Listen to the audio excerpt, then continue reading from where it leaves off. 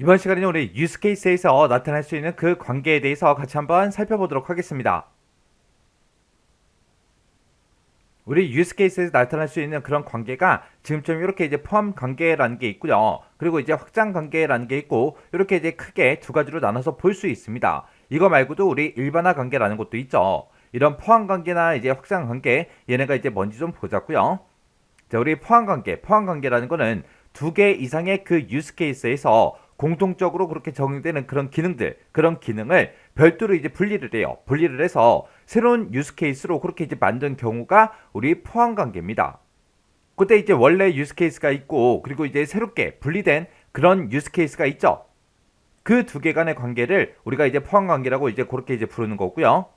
그때 이 포함 관계를 이제 나타낼 때는 우리가 이제 원래 유스케이스 있죠. 거기에서 새롭게 만든 그 포함되는 그 유스케이스 쪽으로 우리가 이제 점선 화살표로 우리가 연결한 다음에 그 화살표 위에다가 우리가 include 이렇게 이제 표기해서 우리가 표시해 주면 됩니다. 그래서 include 이렇게 이제 써져 있으면 아, 이게 포함 관계구나.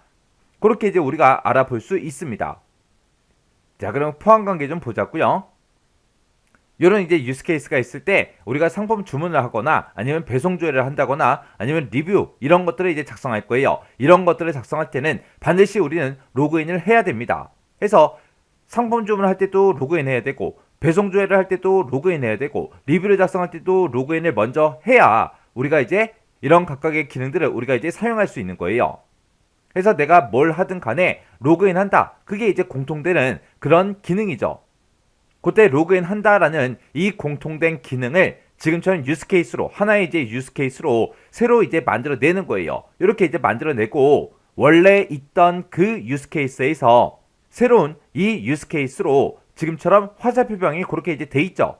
기존 거에서 새로 만들어진 거, 원래 거에서 새로 만들어진 거, 그렇게 이제 화살표 방향을 그렇게 해서 우리가 이제 점선 화살표를 표시한 다음에 지금처럼 include 하고 이런 형태로 우리가 표시해주면 아, 얘네가 전부 다 이제 포함 관계구나. 그렇게 우리가 이해해서 볼 수 있습니다.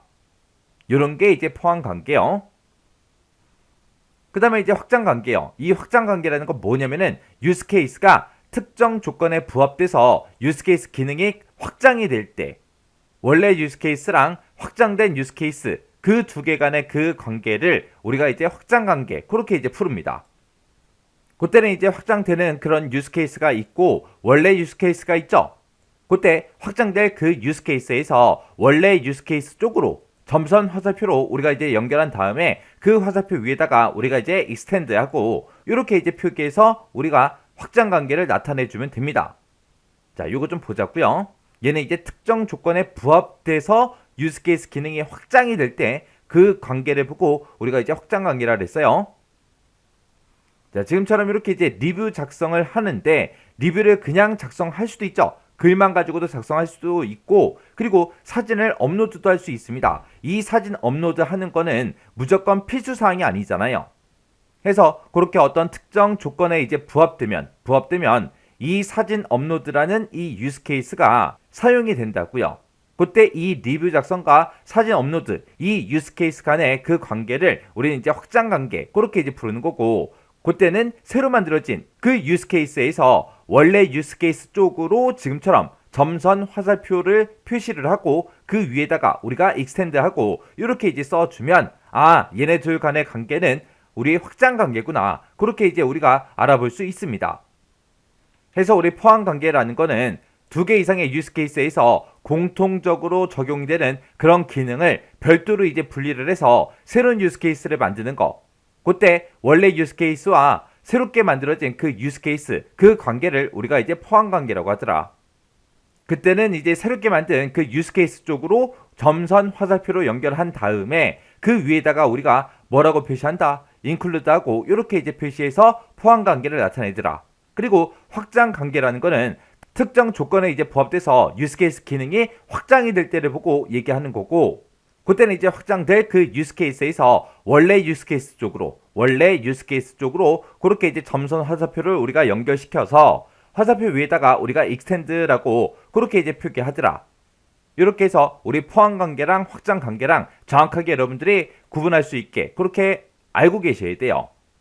포함관계하고 확장관계는 화살표 방향이 반대 방향이죠. 포함관계는 새롭게 만들어진 그 유스케이스 쪽으로 이제 화살표가 가게 하는 거고, 확장관계는 원래 유스케이스 쪽으로 점선 화살표를 연결시키는 거예요. 그래서 화살표 모양은 똑같지만 그 방향이 다르다. 포함관계는 새로 만든 거, 그리고 확장관계는 원래 유스케이스 쪽으로 그렇게 이제 화살표를 표시하더라. 자, 이 포함관계랑 확장관계랑 헷갈리지 않게 정확하게 구분하고 지나가시기 바랍니다.